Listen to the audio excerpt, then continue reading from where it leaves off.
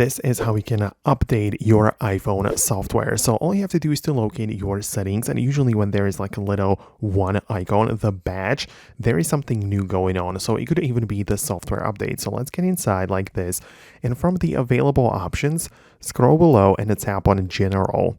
And then in here, the second thing from the list is the software update. So you can get there. It might take a while for it to load up. Just make sure you are properly connected to the Wi-Fi or cellular network in there so it can actually reach it, right? As you can see, it is still loading up, and after a while it tells me that yes, in fact, there is an update available.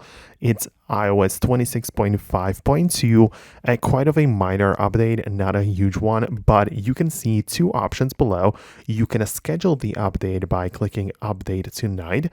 You'll have to confirm it with a passcode, and tonight you don't have to worry about it anymore. It's going to update it automatically.